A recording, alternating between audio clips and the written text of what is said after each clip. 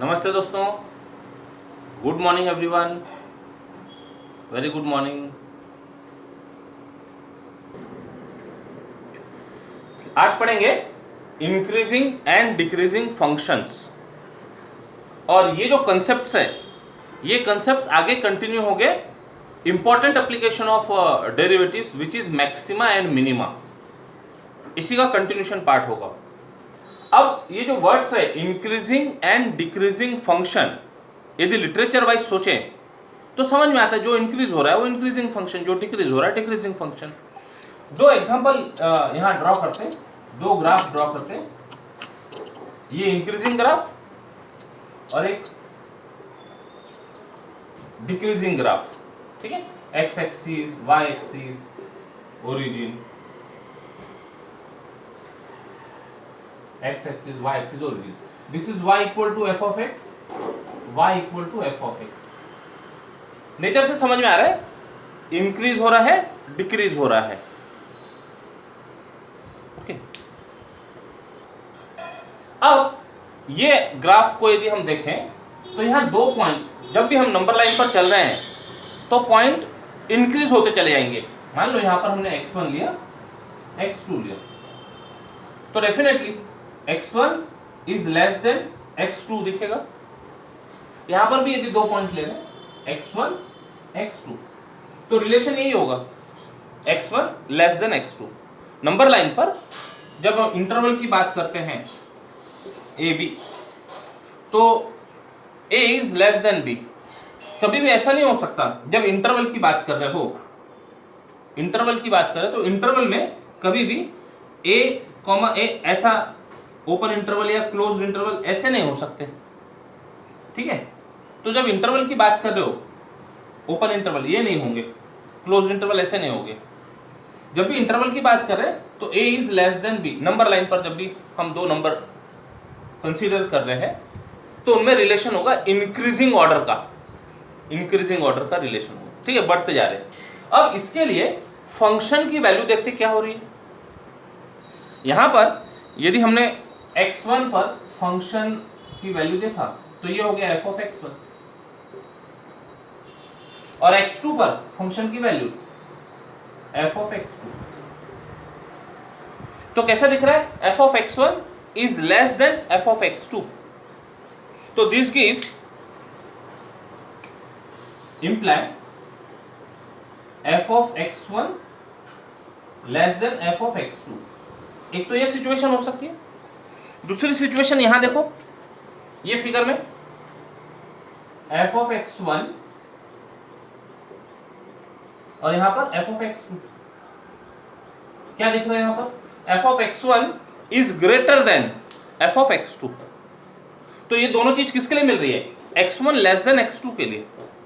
तो x1 less than x2 के लिए या तो f of x1 is less than f of x2 मिल सकता है, या फिर f of x1 is greater then f of x2 मिल सकता है।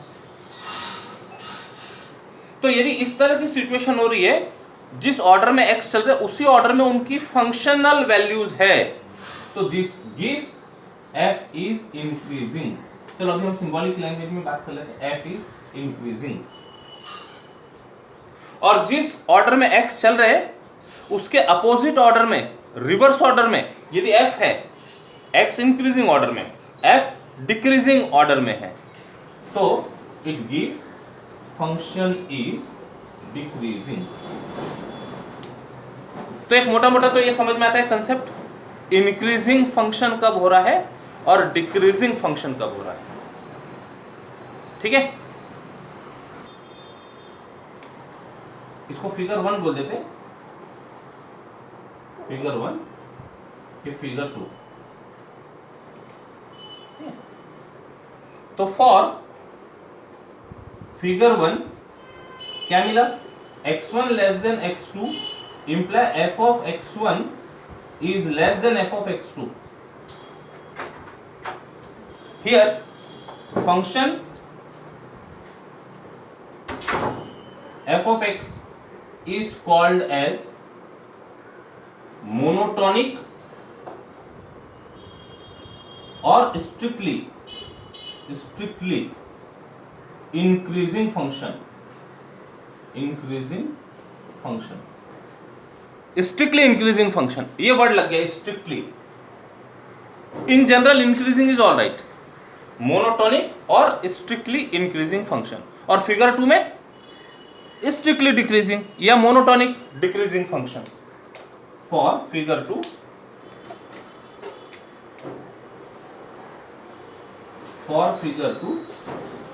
x1 लेस देन x2 क्या दे रहा है, f of x1 is greater then f of x2। तो here function f of x is called as monotonic or strictly decreasing function।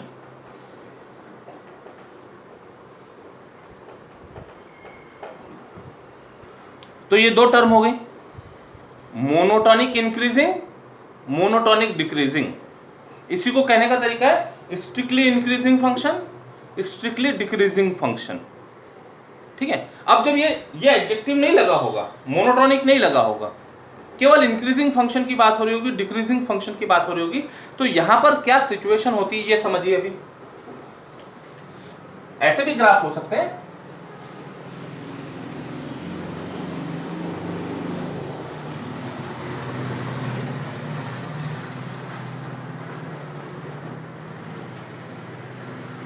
मतलब क्या हो रहा है,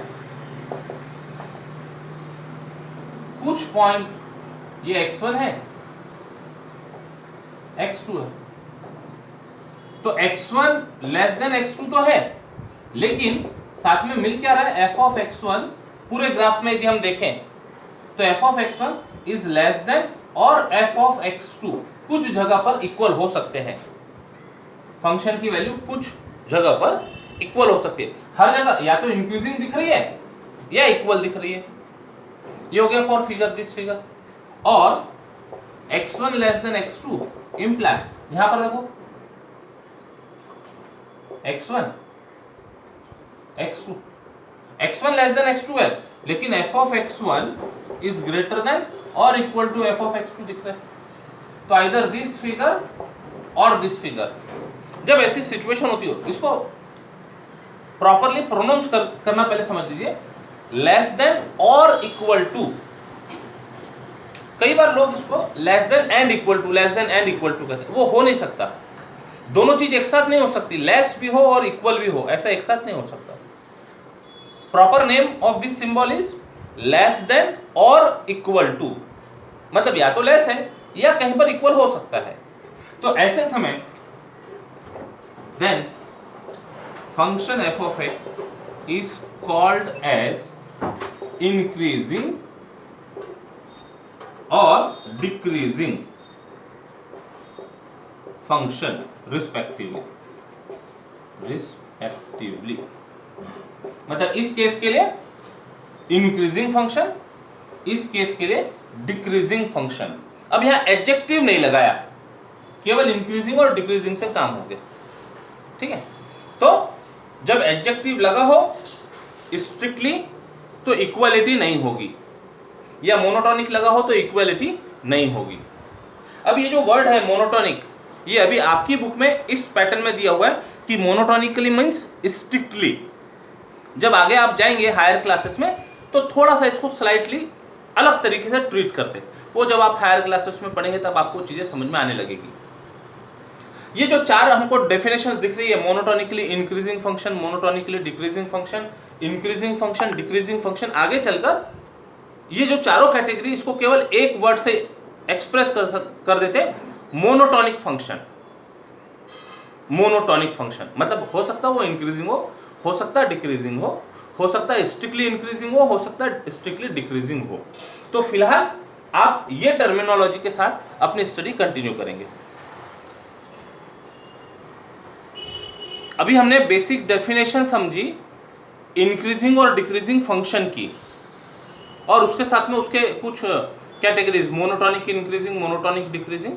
ठीक है, अब ये इंक्रीजिंग और डिक्रीजिंग फंक्शन को और अलग अलग तरीके से प्रॉब्लम सॉल्विंग के लिए डिफाइन किया जाता है।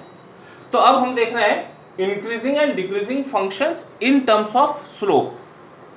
तो सबसे पहले एक इंक्रीजिंग फंक्शन सपोज कर लेते हैं। Consider an increasing function f of x and let h greater than 0 be a small positive number, small increment in x।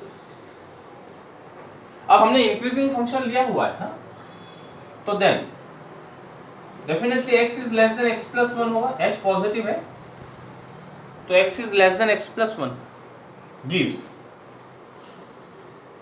f of x is increasing function की बात हो रही है, तो जो ऑर्डर x में है इंडिपेंडेंट वेरिएबल में है वही ऑर्डर उनके फंक्शन पर होगा। f of x is less than f of x plus h। ठीक है, ग्रेटर साइड में ले जा लो। This imply f of x plus h minus f of x is greater than 0। अब पॉजिटिव नंबर से डिवाइड करने पर ये जो इसका साइन है वो साइन वैसे ही बना देगा। पॉजिटिव नंबर को पॉजिटिव नंबर से डिवाइड करेंगे तो result will be positive, but positive number को नेगेटिव नंबर से डिवाइड करेंगे तो रिजल्ट विल बी नेगेटिव, और नेगेटिव नंबर को पॉजिटिव नंबर से डिवाइड करेंगे तो result will be negative. Negative number को नेगेटिव नंबर से डिवाइड करेंगे result will be positive. Sign conventions. Therefore f of x plus h minus f of x upon h is also positive। अब हमें increasing function बोलकर less than use कर रहे हैं। Less than और equal to भी हो सकता है, कोई प्रॉब्लम नहीं। यहाँ लेस देन और इक्वल टू हो सकता है तो यहाँ वही सिंबल चलेगा, ग्रेटर देन और इक्वल टू, ग्रेटर देन और इक्वल टू। ठीक है, तो ये मान लो रिलेशन लेकर हम चल रहे। अब ये कुछ मिलता, इसके पहले पढ़ा हुआ एक्सप्रेशन दिख रहा है ऐसा, change in function upon change in independent variable. इसका लिमिट ले लेते हैं। This imply limit of f of x plus h minus f of x upon h when h tends to 0। अब क्योंकि ये पूरा एक्सप्रेशन पॉजिटिव है, ये पूरा एक्सप्रेशन पॉजिटिव है, तो इसका लिमिट भी पॉजिटिव हो सकता है या फिर 0 हो सकता है। इसके पीछे नहीं जा सकता, 0 के पीछे नहीं जा सकता। ये सब स्टैंडर्ड रिजल्ट्स होते हैं। ठीक है, if expression is greater than 0 then limit is greater than 0 और इट में बी 0। 0 के पीछे नहीं आ सकती, नेगेटिव नहीं हो सकती। तो this limit is greater than और इक्वल टू 0। ये समझाने के लिए ग्रेटर देन और इक्वल टू का जो रोल है वो लिमिट की वजह से आ रहा है। ये समझाने के लिए हमने यहाँ पर लेस देन ये यूज किया। यदि यहाँ लेस देन और इक्वल टू, फिर यहाँ ग्रेटर देन और equal to, greater than equal to होता तो फिर वो आपको इसका इंपॉर्टेंस नहीं समझ में आता था। ग्रेटर देन और इक्वल टू होता तब लिमिट ग्रेटर देन और इक्वल टू होगी, कोई बड़ी बात नहीं है। लेकिन जब स्ट्रिक्टली ग्रेटर देन 0 हो, ऐसे केस में भी जब लिमिट की बात करते हैं तो limit is strictly greater than 0 और इट में बी 0। ये सिंबल का जो मीनिंग है, इस वजह से हमने ये इसको इंपॉर्टेंस देने के लिए यहाँ पर ऐसा कहिए स्ट्रिक्टली इंक्रीजिंग फंक्शन की बात की। यदि यहाँ लेस देन और इक्वल टू होता तो कोई प्रॉब्लम ही नहीं होता था, वो बराबर बराबर चल के यहाँ पर पहुंच जाता था। ठीक है, now if this limit exist, if this limit exist तो ये क्या कहलाता है? That is f dash x is greater than और इक्वल टू 0। और f dash x is what? Slope of tangent at particular point having x coordinate x। तो function यदि increasing होना है तो क्या दिख रहा है? f dash x is greater than और इक्वल टू 0। ग्राफ में देखो जरा इसको। यदि किसी पॉइंट पर, यदि ये हमारा x है तो ये x पर यदि हम टेंजेंट ड्रॉ करें तो ये हो गया f डैश x। टेंजेंट का स्लोप इज पॉजिटिव, तो जब इंक्रीजिंग ग्राफ हो रहे हो तो टेंजेंट का स्लोप पॉजिटिव होगा। ठीक, अब जो बात हमने इंक्रीजिंग के लिए की है ऐसी सारी बातें डिक्रीजिंग के लिए करते हैं। तो फॉर, यहां लिख देते हैं, for increasing curve slopes of tangent, slope of tangents are positive, are positive. ठीक है, ये सब पूरा एक्सप्लेनेशन डिक्रीजिंग के लिए देखते हैं. Number 2, consider a decreasing function f of x and let h greater than 0 be a small increment in x, then x is less than x plus 1. इसमें तो कोई डाउट ही नहीं है. x is less than x, h positive number है. This imply, अब function हम decreasing की बात कर रहे हैं, तो डिक्रीजिंग की बात कर रहे हैं तो f of x is greater then f of x plus h, यानी स्ट्रिक्टली डिक्रीजिंग फंक्शन डाउन आ रहा है. पहले इमेज बड़ी है, फिर छोटी छोटी होते जा रही है, तो फंक्शन डिक्रीज हो गया. डिक्रीजिंग होने की वजह से आ गया f of x is greater then f of x plus h. तो जो ग्रेटर, अब ये f of x plus h के साथ में लेना पड़ेगा, तो therefore f of x plus h minus f of x, ये उधर गया तो एक्सप्रेशन इज लेस देन 0, मतलब ये एक्सप्रेशन नेगेटिव है. अब यदि इसको हम पॉजिटिव क्वांटिटी से डिवाइड करें तो this imply f of x plus h minus f of x upon h, वो लेस देन 0 रहेगा since h is positive. Negative quantity को पॉजिटिव क्वांटिटी से डिवाइड किया, result will be negative. This imply, limit ले लेते हैं, limit f of x plus h minus f of x upon h, h tends to 0.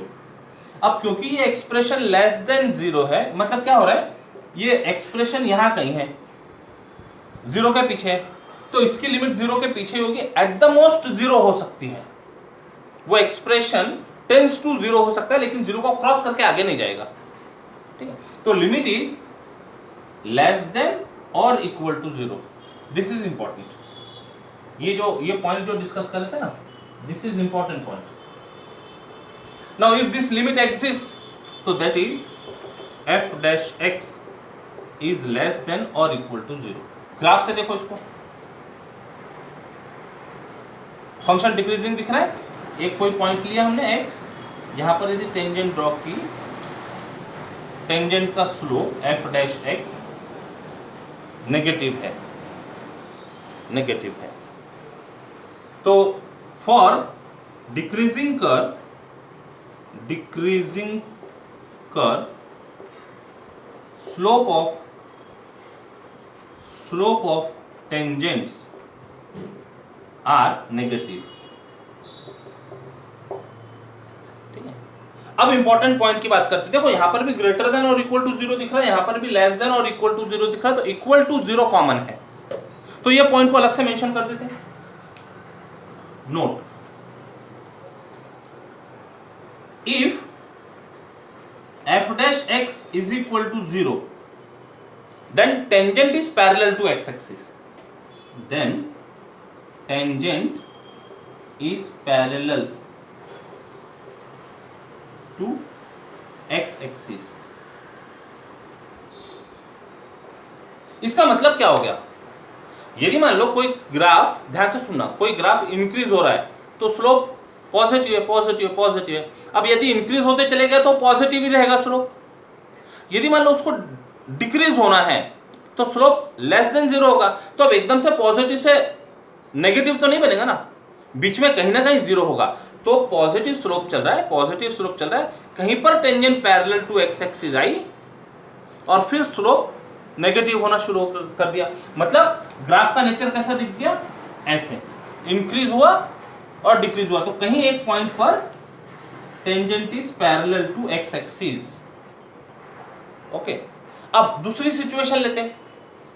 Function decrease हो रहा है तो मतलब स्लोप नेगेटिव है, नेगेटिव है, नेगेटिव है. अब यदि उसको ऊपर उठना होगा, कोई भी चीज नीचे जा रही है तो ऊपर उठने का उसको पूरा मौका मिलना चाहिए, तो उसको ऊपर उठना है, तो नीचे नीचे जा रही है, डिक्रीजिंग है, नीचे जा रही है, तो कहीं ना कहीं नंबर नेगेटिव से पहले 0 होगा फिर पॉजिटिव होगा. तो स्लोप डिक्रीजिंग कर्व के लिए स्लोप नेगेटिव, कहीं पर जाके पैरेलल टू एक्स एक्सिस हुआ और फिर इंक्रीजिंग स्लोप होते होते वो पॉजिटिव मिलने लगा, इंक्रीजिंग कर्व के लिए पॉजिटिव स्लोप मिलने लगा। मतलब ये ग्राफ कैसा दिख रहा है, फिर कर्व इंक्रीज हो रहा है, सॉरी कर्व डिक्रीज हो रहा है तो स्लोप नेगेटिव है, और कहीं पर एक पॉइंट पर tangent is parallel to x axis आई और उसके बाद में नेचर चेंज हो गया इंक्रीजिंग का, तो वहां स्लोप हो गया पॉजिटिव। इसका मतलब ये जो कॉमन पार्ट है दोनों में इक्वल टू जीरो, ये चेंजिंग पॉइंट है, मतलब इस पॉइंट के लेफ्ट और राइट में फंक्शन का बिहेवियर चेंज हो जाता है। और ये जो कंसेप्ट है, ये कंसेप्ट आगे जो एप्लीकेशन हम पढ़ेंगे मैक्सिमा और मिनिमा, वहां काम आएगा। इसलिए हमने शुरू में कहा कि ये टॉपिक एक्सटेंड होता है आगे मैक्सिमा और मिनिमा, तो उसके बारे में बात हम जब वो आर्टिकल पढ़ेंगे तब डिटेल। यहां से दिख रहा है जब फंक्शन इंक्रीज होकर डिक्रीज हो रहा है तो एक ऐसा पीक मिल रहा है, हाइट जैसी मिल रही है, तो यहां पर फंक्शन को मैक्सिमम वैल्यू ऐसा कहा जाता है। और फंक्शन डिक्रीज होकर यदि इंक्रीज हो रहा है तो उसको डेप्थ मिल रही है, तो फंक्शन को मिनिमम वैल्यू ऑकर हो रही है, ऐसा कहा जाता है। इसके बारे में डिटेल हम नेक्स्ट जब एप्लीकेशन पढ़ेंगे तब बात करते हैं, अभी केवल इतना समझने के लिए। तो if f dash x is 0 then tangent is parallel to x axis, तो इसके लेफ्ट और राइट में फंक्शन है डिफरेंट नेचर, कर्व है different nature. Therefore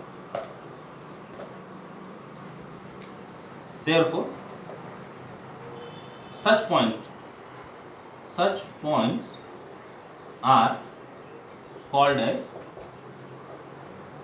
stationary points,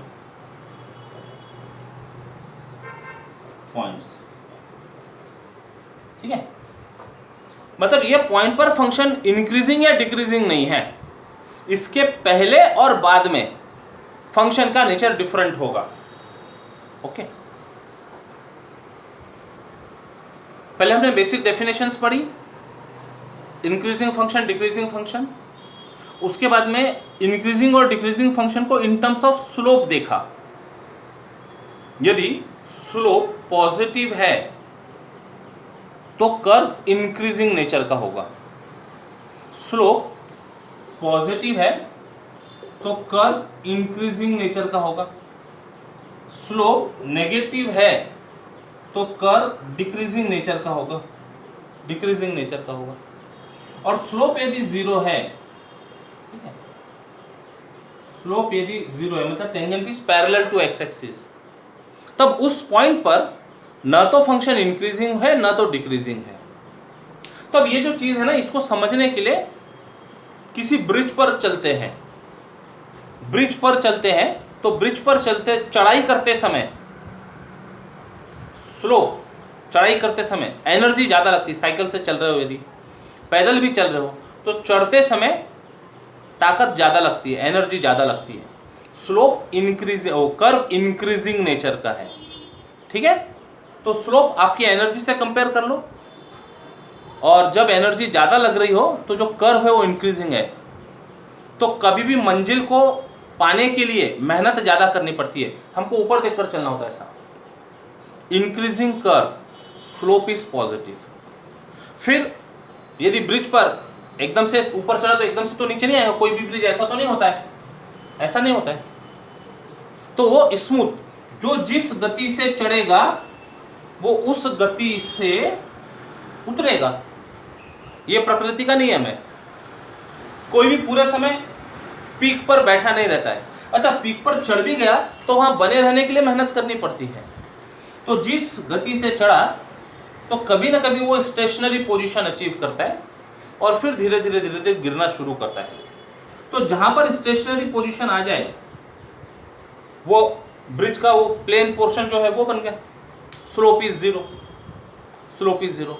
कोई भी नंबर पॉजिटिव से एकदम नेगेटिव नहीं बनेगा, उसको जीरो को क्रॉस करना पड़ेगा। तो यहां पर ऐसे पॉइंट पर फंक्शन के बारे में इंक्रीजिंग है या डिक्रीजिंग है ये नहीं कहा जाएगा।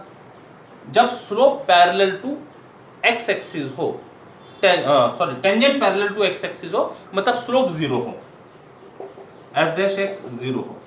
अब इसके बाद स्लोप नेगेटिव होना शुरू हो गया, टेंजेंट का स्लोप नेगेटिव होना शुरू हो गया, मतलब उतरते समय तो बहुत ज्यादा मेहनत, अपने आप उतरते चले जाते है ना। किसी को गिराने के लिए बहुत ज्यादा नहीं, वो अपने आप धीरे धीरे धीरे धीरे मतलब माइनस हो रहा है, सब नेगेटिविटी जा रही नहीं, गिर रहा है ना। वो गिरते हुए के लिए कुछ एनर्जी लगानी नहीं पड़ती है, होल्ड करने के लिए लगानी पड़ती है, चढ़ने के लिए लगानी पड़ती है। तो जब ये गिर रहा है, जब वो ब्रिज नीचे उतर रहा है, तो एनर्जी की जरूरत नहीं पड़ रही। उल्टा यदि आप साइकिलिंग का एक्सपीरियंस होगा तो रिवर्स पैडिंग करते हैं ना, और मेंटेन करने के लिए स्पीड को, तो कर्व डिक्रीजिंग नेचर का आ गया। ओके, तो ये जो सिचुएशन है, ब्रिज पर चढ़ना increasing, slope is positive, bridge पर चले स्लोप इज जीरो, कोई नेचर नहीं है, इंक्रीजिंग नहीं है, डिक्रीजिंग नहीं है। स्लोप उतरना शुरू हुआ, कर्व डिक्रीज हो रहा है और स्लोप नेगेटिव हो रहा है। ठीक है, तो ये जो सिचुएशन है, ये सिचुएशन से अभी जो थोड़ी देर पहले बात की, इसको समझा जा सकता है। एक और एक्सपीरियंस किया होगा, जब हम कहीं जाते हैं तो समय ज़्यादा लगता है, अरे अभी तक क्या आया नहीं डेस्टिनी, हमारा अभी तक के डेस्टिनी आया नहीं, और जब वहाँ से वापस लौट कर आते हैं, अरे इतनी जल्दी वापस आ गए। तो जाते समय अच्छा लगा तो उतना ही समय होगा ना, समय कम ज़्यादा तो होता नहीं है, तो जाते समय ज़्यादा लग रहा है, यस, प्लस हम जा रहे हैं, इंक्रीज कर रहे हैं, रीच कर रहे हैं, हाँ चढ़ रहे हैं, ऐसा समझो, ग्रोथ के टर्म में यदि बात करते हैं तो डेस्टिनी की तरफ पहुंच रहे हैं। और जब वापस आ रहे हैं तो डिस्टेंस तो उतना ही होगा, हाँ स्पीड कम ज़्यादा थोड़ी बहुत हो सकती है, लेकिन समय बहुत ज़्यादा चेंज नहीं हो सकता, लेकिन ऐसा लगता है बहुत जल्दी वापस आ गए, समय कम लगता है।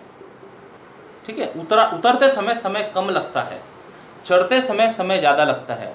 आपको चढ़ना है, चढ़कर वहाँ बने रहना है, बने रहने के लिए मेहनत करनी होती है।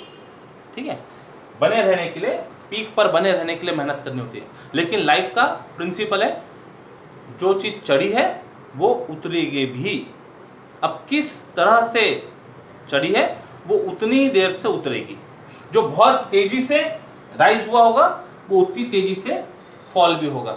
इसलिए कई बार हम कुछ जालसाजी के शिकार बन जाते हैं, हाँ 4 महीने में 6 महीने में दुगुना, ये जो लालच खींच के लाता है ना, ये जो जितनी तेजी से चढ़ रहा होता है, तो पता चलता है कुछ दिनों के बाद में सब डाउन नीचे। तो इसलिए बहुत तेजी किसी भी चीज की सही नहीं। Now third aspect of increasing and decreasing function in neighbourhood of a real number. तो एक रियल नंबर ले लेते हैं, नंबर लाइन पर late a be a real number and h, जिसको हम डेल्टा x भी कहते हैं कई बार, डेल्टा x और h ही ले लो ना, and h greater than 0 be a small number, small number। अब यदि नंबर लाइन पर a हमने लिखा तो a में से कुछ माइनस करेंगे तो वो लेफ्ट में होगा, और a में कुछ प्लस करेंगे तो राइट में होगा। तो बहुत पास की बात कर रहे हैं हम, थोड़ा सा यहां शो कर रहे हैं इसको। ठीक है, a minus H, a plus H, ये ने a का नेबरहुड हो गया, ये नेबरहुड ऑफ a।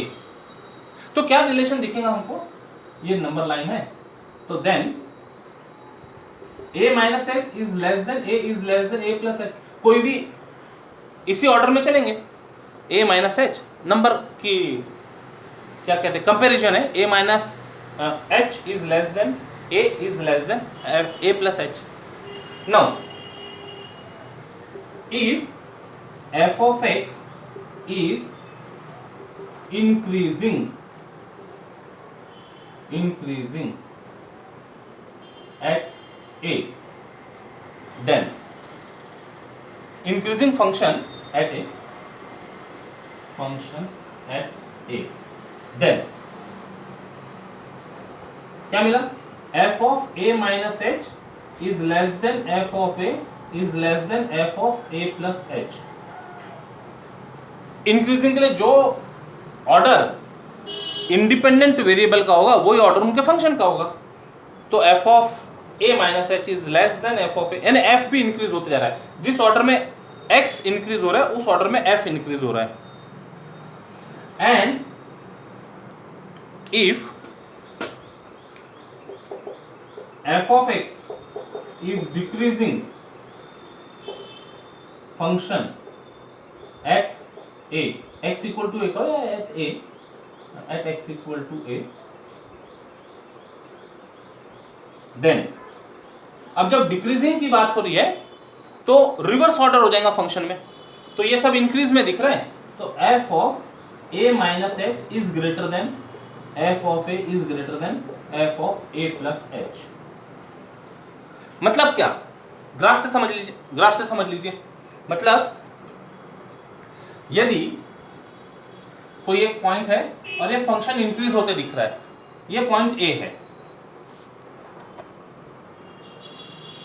तो इसके नेबरहुड में कैसे दिख रहा है, ये a माइनस एच हो गया, ये a प्लस एच हो गया, a प्लस एच हो गया, तो x तो बढ़ते जा रहा है, a minus H a plus H, तो इसकी जो फंक्शन है ये बढ़ते जा रहे हैं, ये f of a minus H, ये f ऑफ a और ये f of a plus H, ये रिलेशन मिल गया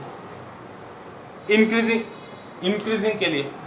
और डिक्रीजिंग के लिए यदि ये डिक्रीजिंग है, यहाँ पर कहीं a लिया, a minus H a plus H, a minus H a plus H, तो फंक्शन का जो रिलेशन है कम होते दिख रहा है, f of a minus h is greater then f of a which is greater then f of a plus H. तो ये हो गया इन neighbourhood concept of increasing and decreasing function. यदि इंक्रीज हो रहा है तो लेफ्ट से राइट जाते समय फंक्शन की वैल्यू भी इंक्रीज होते रहेंगी, और यदि डिक्रीज हो रहा है, किसी पॉइंट पर डिक्रीज हो रहा है, तो लेफ्ट से राइट जाते समय फंक्शन डिक्रीज होते रहेंगे। तो आज हमने केवल इंक्रीजिंग और डिक्रीजिंग फंक्शन के कंसेप्ट समझे। उम्मीद है कि यह समझ में आया होगा, गणित समझ में आया होगा, और गणित के साथ साथ आज थोड़ी बहुत दर्शन की भी बातें हुई। यदि समझ में आया तो बहुत अच्छी बात है।